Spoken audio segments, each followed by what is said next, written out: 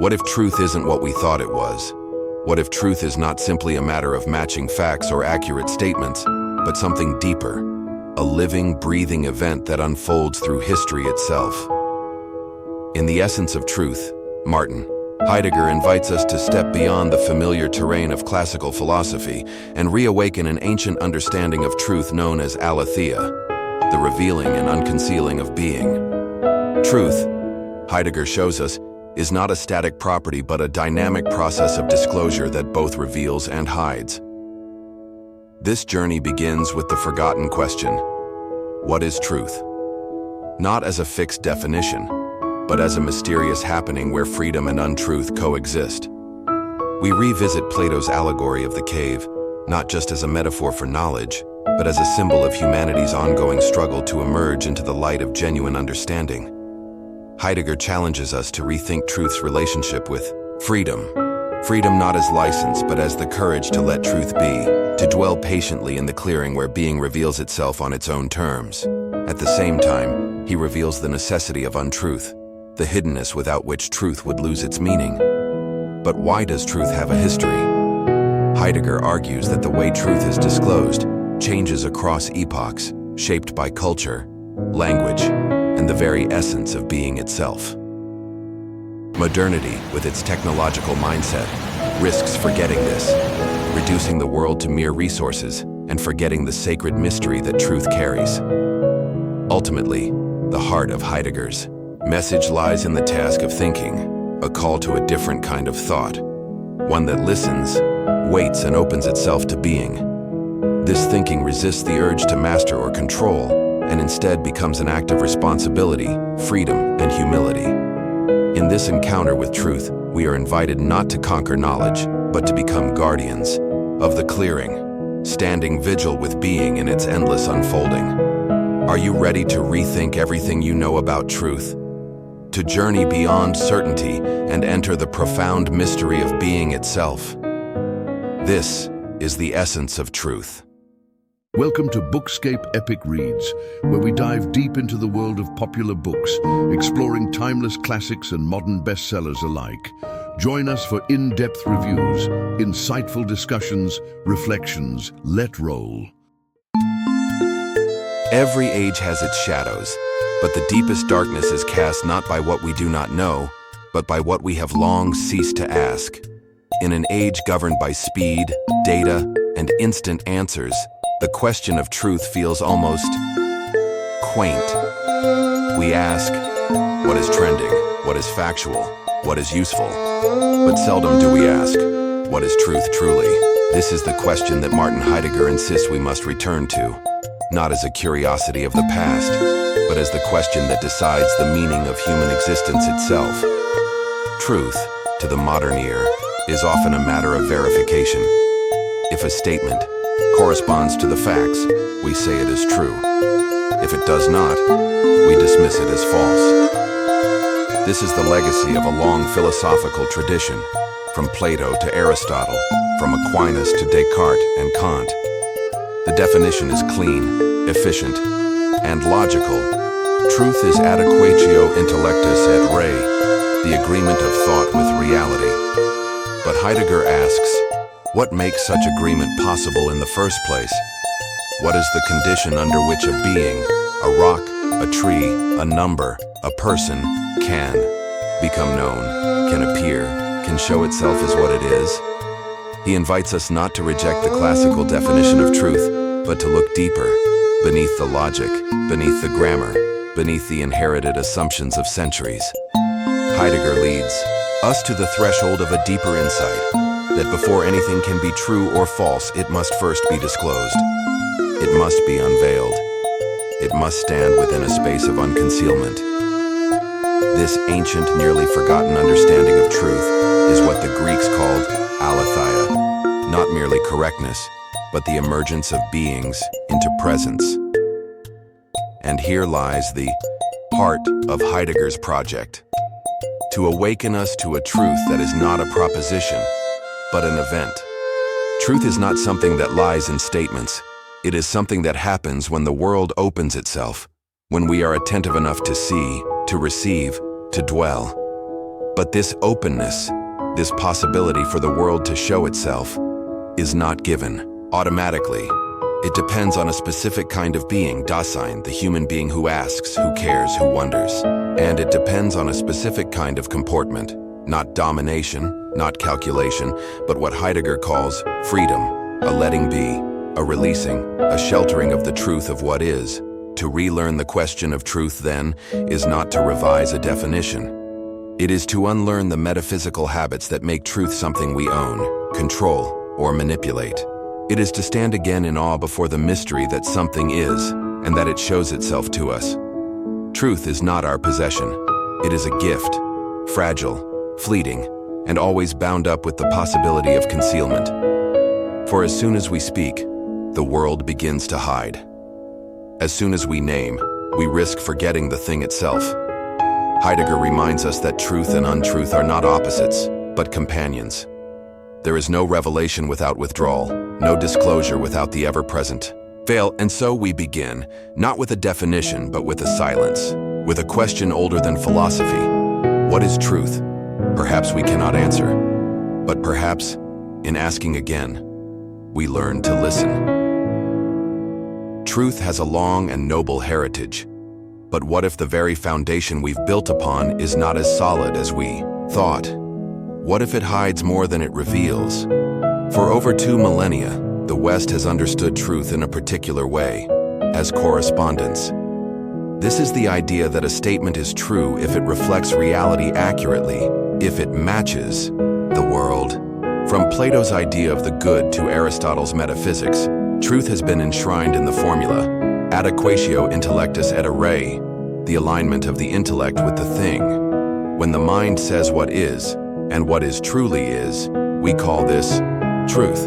It is a concept that feels secure, even obvious, and for good reason. It works, at least in the realm of logic, mathematics, and empirical observation. The sun rises in the east, water boils at 100 degrees Celsius, and Paris is the capital of France. Our statements conform to facts, and this conformity grants them truth. But Heidegger asks us to step back. He challenges us to see what this definition assumes but does not explain. What must already be the case in order for a statement to correspond to a thing? What is the deeper ground that allows beings to show themselves in the first place? In this classical formulation, truth is reduced to judgment. It becomes a property of propositions, of linguistic expressions. And yet, before we can judge, we must first encounter. We must perceive, experience, recognize.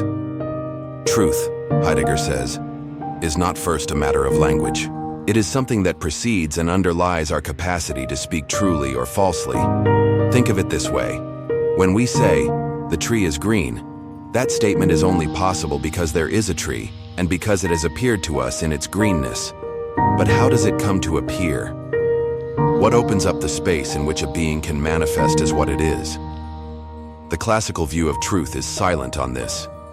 It takes for granted that things are simply there, waiting to be named correctly. But Heidegger tells us, the there-ness of things is not a given. The world does not always present itself clearly.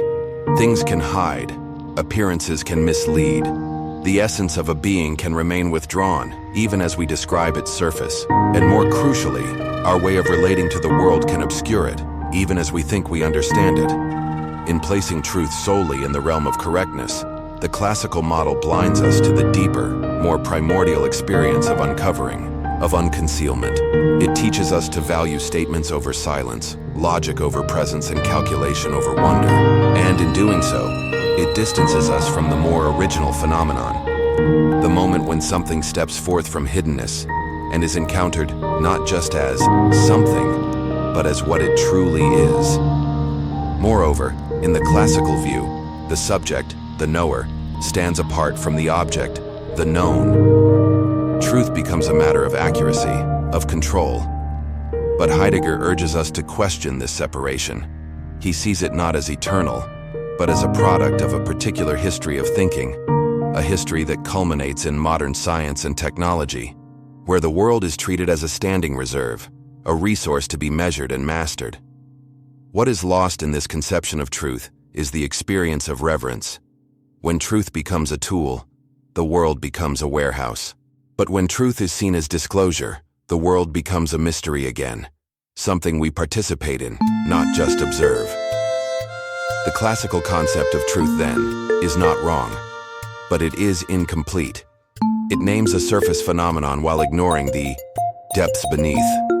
It speaks of matching, while forgetting the miracle of appearing. And so Heidegger's question cuts deeper than critique. He is not saying that correspondence is false. He is asking, what makes correspondence possible at all? To pursue that question, we must leave the safe harbor of classical logic and sail into darker waters, the realm where truth is no longer a statement, but a happening, a space of risk, of openness, of vulnerability, a space where beings may not only show themselves, but may also remain hidden. And in that space, we begin to hear again the ancient name, Aletheia, truth not as correctness, but as unconcealment.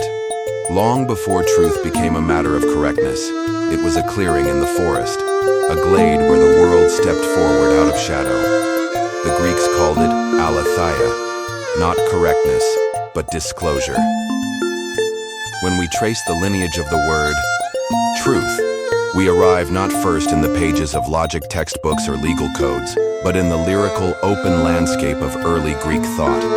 Here, truth is not yet a function of propositions. It is not something that is verified. It is not even yet something that we possess. It is something we stand within. The Greek term aletheia, often translated simply as truth, is more faithfully rendered as unconcealment, the lifting of a veil, the coming forth of something from hiddenness into presence. And for Heidegger, this is not a poetic metaphor. It is a metaphysical event. The Greeks did not imagine truth as something that could be owned, only received. And they knew that to receive something truly meant to encounter it in its self-showing, in its own right, rather than through the lens of our categories, needs, or expectations. In Aletheia, truth is a process, not a product. It happens when beings reveal themselves, not merely when we describe them accurately. It is a moment of emergence, a clearing, a happening that requires both the being that shines forth and the one who is open enough to let it be. Heidegger draws from the pre-Socratic thinkers, especially Heraclitus and Parmenides, to remind us of this forgotten dimension. In Heraclitus, the world is a dynamic flow, where things appear and disappear in rhythms we must attend to, not dominate. In Parmenides, the way of truth, aletheia, is contrasted with the way of seeming, doxa, but neither of them saw truth as a mere intellectual judgment. Instead, truth was the event of being revealing itself. But how did we forget this? According to Heidegger, the history of Western philosophy, especially from Plato onward, begins a slow but steady concealment of unconcealment. Plato, in his search for stable knowledge, begins to favor the idea, the eternal form, over the flux of appearances. Truth becomes tied to what is changeless, abstract, detached. And as this Platonic current flows into Aristotle, into scholasticism, into Descartes and the rationalists, the focus shifts increasingly toward correctness, toward a human-centered ability to state what is the case. Aletheia is still present, but it becomes buried, translated merely as veritas, stripped of its depth. The original event of truth, the dramatic emergence of being into the light of awareness, becomes reduced to semantic alignment. But Heidegger wants us to recover the older sense, not to reject modern thought, but to ground it in what it has forgotten. For he argues that truth as correctness depends on unconcealment, and not the other way around. A proposition can only be true if it is about something that has already come into the open. Therefore, aletheia is the condition of possibility for any truth claim at all. So what then is unconcealment? It is not the absence of ignorance. It is not simply knowing more. It is an openness to being, an attunement to the moment when things show themselves, when the world steps out of shadow. This openness is not neutral. It is shaped by our mood, our language, our historical context, and, most of all, by our freedom. Not freedom as choice, but as the capacity to let beings be, to allow them their own presence. And yet, Aletheia is never pure. With every unconcealment, there is also concealment. The Greek lethi, the root of aletheia, means forgetting, hiddenness, obscurity. Truth is always shadowed by what remains veiled. Every opening is also a partial closing. No, being ever shines forth in its totality. There is always more withdrawn than revealed. And this, Heidegger says, is not a failure. It is the nature of truth itself. To seek truth, then, is not to eliminate uncertainty or silence. It is to dwell within it, to stand in the clearing, knowing that the forest surrounds us. It is to be faithful to appearance, without reducing it to utility or function. Heidegger does not ask us to memorize a new definition. He asks us to undergo a transformation, to become those who no longer merely explain but who listen, to become those who are able to say, "This being has come forth, not because of me, but despite me, and I will let it speak." Truth, in this light, is not something we find. It is something that happens between us and the world, when we are present enough, silent enough, and courageous enough to allow it. In Aletheia, the ancient Greeks did not offer us a concept. They offered us a way of being. Truth is not born in silence alone. It is born in freedom. But freedom, as Heidegger tells us, is not merely the license to choose. It is the ground upon which beings can appear at all. We have followed Heidegger from the familiar terrain of classical truth, as correspondence, into the deeper, more ancient landscape of Aletheia, unconcealment. But the question now arises, what makes unconcealment possible? What is the condition that allows truth in its most primordial sense to happen? Heidegger's answer is bold: freedom, but we must be careful. He does not mean freedom in the ordinary, everyday sense, not freedom as individual will, or as the ability to select between options, not freedom as mere autonomy or independence from constraint. For Heidegger, freedom is ontological. It is the clearing, the open space in which beings can come to presence. Freedom is not something we have. It is something we are, when we dwell authentically in relation to truth. Think of the forest again. In the classical view, truth is like identifying the correct shape of a tree. In the view of Aletheia, truth is the glade in which the tree first appears. Now, Heidegger deepens this vision. Freedom is the very openness of the glade itself. It is not what we do in the clearing. It is the clearing itself, the opening where beings can step out of hiddenness and into the light. This freedom is not given automatically. It requires a certain kind of stance, an attunement, a preparedness. It requires that the human being does not stand over the world as a master or observer, but stands within it as one who is receptive, vulnerable, and responsible. To let a being be what it is, this is the fundamental gesture of ontological freedom. And this letting be is the opposite of control. It is a holding open, a restraint from domination, a refusal to reduce the world to objects and functions. It is the kind of freedom that waits, listens, and allows. But this kind of freedom is dangerous. Why? Because it cannot guarantee what will appear. To live in freedom as the ground of truth is to risk being overwhelmed, surprised, even shattered by what shows itself. It is to know that beings may not conform to our expectations, that the world may not answer our questions the way we want it to. To be truly free is to live exposed to truth. Heidegger writes, "Freedom is the letting beings be in their being." This short sentence holds immense power. It means that freedom is the space in which being, not just beings, but being itself, can come into relation with us. Freedom, in this light, is not a human attribute. It is a happening, an event of world disclosure in which we participate. It also means that truth is not primarily an intellectual operation. It is an ethical and existential posture. The one who is free in Heidegger's sense is not merely smart. They are open. They live in fidelity to what reveals itself, and they resist the temptation to force reality into preordained molds. This is why Heidegger sees the human being not as the rational animal, but as the shepherd of being. We are not truth makers. We are those through whom truth can pass, if we are free enough to let it. But this letting be also implies something deeper, the recognition that we ourselves are beings who can be revealed or concealed. We are not outside the process of Aletheia. We are within it. We too emerge in the clearing. We too are called to be what we are. And our freedom consists precisely in this, not in acting upon the world, but in responding to its call and allowing ourselves to be gathered into its truth. Thus, freedom and truth are inseparable. Without freedom, no truth can appear. And without truth, freedom has no direction. It becomes chaos or compulsion. But when they are united, something profound happens. The world opens, not as a set of facts, but as a field of meaning. We are no longer just knowers. We are dwellers in being.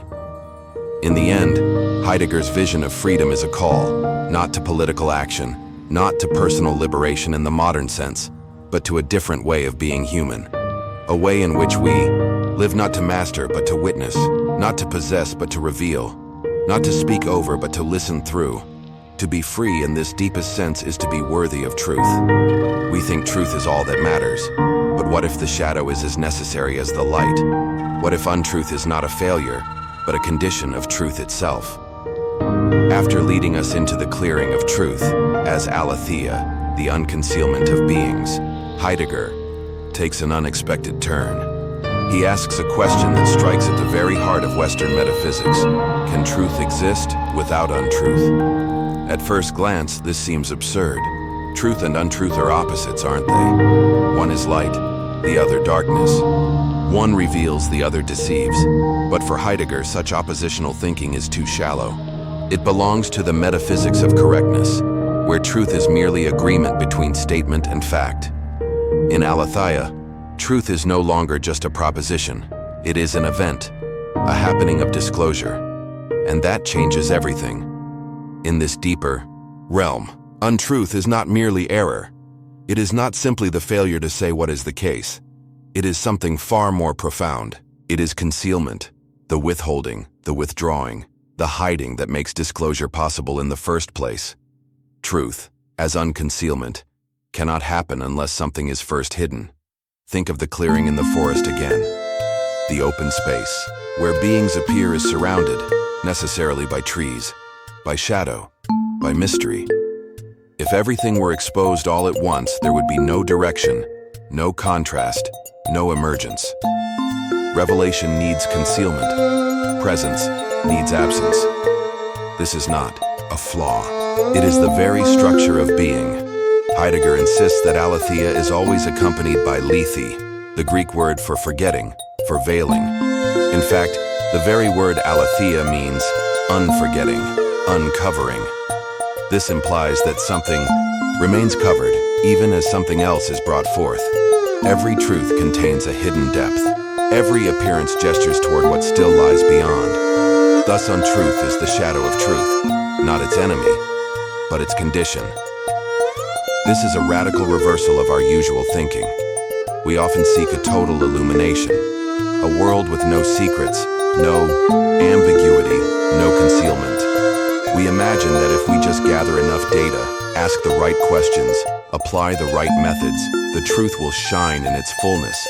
But Heidegger warns, this desire for total disclosure is itself a kind of violence. It refuses the rhythm of being, the dance between presence and withdrawal. It demands control instead of reverence. And this refusal to let beings be, this compulsion to master and expose, ironically leads not to more truth, but to a deeper kind of untruth. Not just ignorance, but closedness. A world that is overlit becomes flat, sterile, dead. Like a landscape lit by fluorescent bulbs, everything is visible, yet nothing truly appears. Heidegger names this danger as Entstellung, distortion. When we force beings to show themselves on our terms, we do not bring them closer to truth, we deform them. We strip away their mystery, their dignity, their inner depth. In contrast, To dwell with truth is to accept that something will always remain hidden. It is to live with the tension between revealing and concealing, and not try to resolve it. It is to understand that the clearing is not a spotlight. It is an opening within the forest, surrounded by that which still eludes us. This does not mean that all things are relative. It means that truth is always partial, always humble, always in motion. And so Heidegger teaches us to reinterpret untruth, not as mere falsehood, but as a structural moment in the truth process itself. Untruth is not the opposite of aletheia. It is its shadow partner. Together they constitute the play of being. To live within this truth is not easy. It requires patience. It requires courage. And above all, it requires the freedom to let the world exceed us, to let the mystery remain. For Heidegger, the highest dignity of thinking is not to chase after certainty, but to stand in the clearing with reverence and to say, "This is what has come forth, and this is what remains concealed." This is not a defeat. It is the deepest truth of truth. The image of the cave is not a story about ignorance alone. It is a story about how light itself can blind, and how truth, far from being simple clarity, demands that we pass through darkness first. We return now to one of the most iconic allegories in Western thought, Plato's cave. For centuries, it has been taught as a straightforward lesson. Those who dwell in ignorance must rise toward enlightenment, must ascend from shadows to light, from illusion to reality, from opinion to knowledge. But for Heidegger, this image conceals more than it reveals. In the essence of truth, he invites us to re-enter the cave, not to escape it immediately, but to dwell within its shadow and to ask, what does it mean to move from untruth to truth? What is the nature of this ascent? Let us imagine the cave again, not just as a dark space, but as a world. The prisoners are not just chained physically, they are oriented. Their eyes are fixed. Their reality is composed of flickering shadows projected by a fire behind them. These shadows are not meaningless. In fact, they are meaning itself within that confined frame. The prisoners interpret them, discuss them, even create a kind of culture around them. To be in the cave is not to be foolish. It is to dwell within a limited disclosure of being, a horizon where beings appear in a certain way, shaped by the interplay of light and concealment. This is Heidegger's first revelation.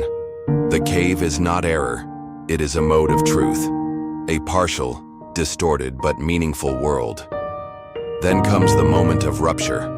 One prisoner is released, forced to turn around. His eyes, long accustomed to shadows, cannot bear the firelight. Pain, disorientation, resistance. This is the beginning of truth. Not joy, not clarity, but a kind of violence, a disruption of the familiar, a breaking of the frame. And this, Heidegger says, is crucial. Truth begins as an event of ungrounding. The world we knew falls apart. The ascent is not a smooth rise into illumination. It is a wrenching passage through blindness. Every step upward is a step into a light too strong to bear. Even when the prisoner emerges from the cave and sees the sun, it is not triumph, it is terror and awe. For the sun is not merely the source of visible things, it is the condition for visibility itself. The prisoner does not just see new objects, he sees what it means to see. He does not just encounter knowledge, he encounters the ground of knowledge, being as such. And yet, Heidegger reminds us, this revelation is incomplete without return. The one who has seen must descend again, back into the cave, back into the shadows. But now, not as a prisoner, but as one who has seen the light. Here is the paradox. The highest truth demands return to untruth. Not to accept it as it is, but to transform it. Not to impose knowledge from above, but to bear witness, to open a new clearing within the world of shadows. This return is painful. The eyes that have seen the sun are clumsy in the dark.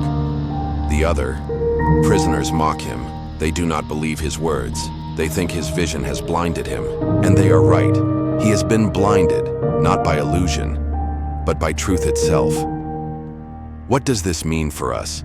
Heidegger wants us to see the cave not as a myth of enlightenment, but as an ontological drama, The ascent is not a linear journey from ignorance to knowledge.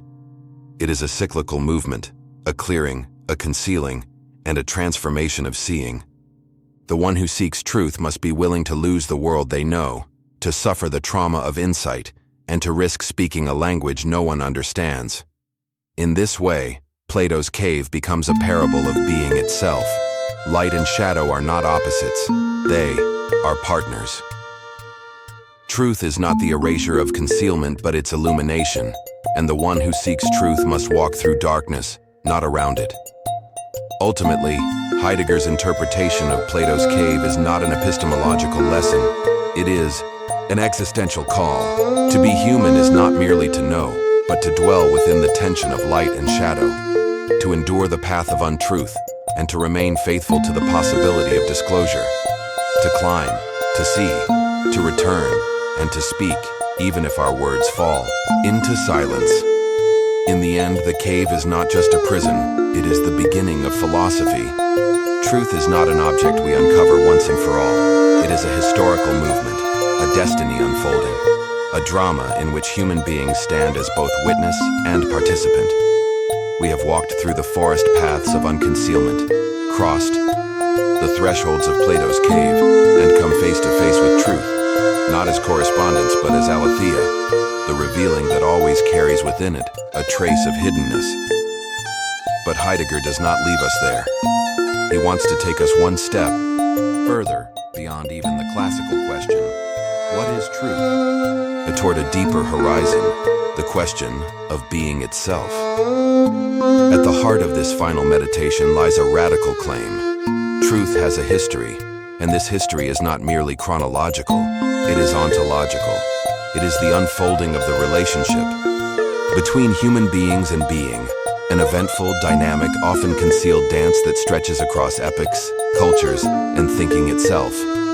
For most of Western philosophy, from Plato and Aristotle to Descartes and Kant, truth has been conceived. Within a stable metaphysical frame, a true statement matches a reality. Knowledge represents an object, reason grasping reality. But Heidegger says this way of thinking is itself historically situated. It reflects a particular epoch in the history of being, an epoch where beings are thought primarily as objects and truth as correctness. This, he argues, is not wrong, it is partial. It reveals a specific mode of truth but conceals others. And here is the crux. Being itself is not static. It gives itself differently across time. There is no eternal, fixed truth outside of history. There is only the history of the revealing, of being, what Heidegger calls the history of being, Seinsgeschichte. Truth, then, is not something we possess. It is something we are always caught up in, something we belong to. We do not stand over against being, looking at it from a safe philosophical distance. We are within it, like waves inside a moving sea. This means that truth is not just about statements or facts. It is about our relationship to reality itself. And that relationship changes. It is shaped by language, by culture, by technology, by art, by silence, by what remains unthought. So what happens when a historical epoch forgets this? According to Heidegger, the danger of modernity is that it has reduced being to availability, calculability, and control. In the age of technology, beings no longer reveal themselves as sacred or mysterious or worth dwelling with. They show up as resources to be optimized, consumed, or discarded. Truth becomes efficiency. Thought becomes data. The world becomes a standing reserve. In such an age, the truth of being is in danger, not because it disappears, but because we no longer notice its withdrawal. We no longer sense that something is missing. We forget that truth is not ours to master. It is a gift, a happening, a historical event. Yet within this danger lies a possibility. Heidegger calls us to think beyond metaphysics, not to abandon thought, but to recover a more primordial thinking. A kind of listening, a letting be, a waiting for the other beginning in which the question of being can speak again. This is not nostalgia. It is not a call to return to the past. It is a call to remember the forgotten, To recollect that truth is not simply presence but the interplay of presencing and absencing, of what shines forth and what withdraws. It is a rhythm, not a result. And so we arrive at the final insight. Truth is historical, not because it changes randomly, but because it is bound to the unfolding destiny of being. Each epoch discloses a different truth of the world. Our task is not to impose one forever, but to attend to the shift, to listen for the tremor beneath appearances, to prepare the ground for a more originary encounter. This is what Heidegger means when he says, "The essence of truth is freedom." Not freedom as license, but the freedom that lets being be. The freedom that waits for the word that has not yet been spoken. The freedom to dwell patiently within the clearing, knowing that it will close and open again in time. In the end, truth is not a doctrine to defend. It is a path to walk, a history to inhabit, a mystery to honor. To live in truth is not to know everything. It is to remain open, to wonder, to question, to bear the weight of the unspoken. And in that openness, we become what we are, the guardians of the clearing, the shepherds of being. Thinking is not the ordering of concepts nor the accumulation of facts. It is a path, a response, a waiting, where truth reveals itself not in what is said, but in what is allowed to speak. And now, having traversed the winding terrain of truth, from Plato's cave to the concealed depths of Aletheia, from the trembling light of freedom to the silent necessity of untruth, we arrive at the precipice of a question that demands not a final answer, but a renewed responsibility. What does it mean to think? Heidegger ends not with conclusions, but with a summons. For him, the proper response to the question of truth is not a theory, but a way of life, the task of thinking. But this thinking is unlike what modernity has come to call thought. It is not the exercise of calculation, not problem solving in the technical or bureaucratic sense. It does not stand over against things, reducing them to functions or signs. Heidegger calls us to another kind of thinking, older, deeper, rarer. A thinking that listens, a thinking that waits, a thinking that lets being be. At the heart of this task lies a paradox. The more earnestly we seek to think, the more we must unlearn. We must unlearn the arrogance of mastery, the illusion of control, the will to possess what cannot be possessed. In place of these, we must recover releasement, Gelassenheit, that patient, attentive, reverent openness in which the world is allowed to disclose itself on its own terms. This is not passivity. It is discipline. It is a readiness to dwell in this. The clearing where truth happens, even when no certainty appears, even when being withdraws into silence. For Heidegger, the essence of truth is not a fixed content, but a happening. It is something that occurs when the world opens, when being gives itself, when language speaks not to dominate, but to reveal. Thus, the task of thinking is not to represent the world, but to shelter the event of truth, to hold space for that which shines forth and also that which hides, to walk with the question without rushing toward answers, to let what is essential arise, and to remain faithful even when it does not. But what gives us the strength to do this? What keeps us from falling back into forgetfulness? Here, Heidegger returns to the ancient connection between truth and freedom. True thinking is a free act, not because it chooses arbitrarily, but because it arises from the deepest source of our being. It is the freedom to let be, to not impose, to dwell with the mystery rather than dissolve it. And from this freedom, thought becomes responsibility, not in the moralistic sense, but in the literal one, the ability to respond, to answer the call of being, even when it is whispered, even when it comes not as a command, but as a question. This is why Heidegger insists, thinking is not useful. It cannot be measured by outcomes or assessed by efficiency. It bears no utility, yet it is the most necessary of human endeavors. For in thinking, we preserve what is most sacred, the possibility that the truth of being might still speak, that the world might still appear in its depth, that we might still live in relation to what is. In this way, The conclusion of the essence of truth is not an end. It is a turning. It asks us to turn away from the noise of certainty and toward the silence that precedes thought, to turn away from the comfort of answers and toward the courage of questioning, to turn, above all, toward the clearing, to stand, vigil with the world as it becomes, to attend to its unfolding, and to honor the truth that comes not by force, but by gift. Thinking, then, is not something we do.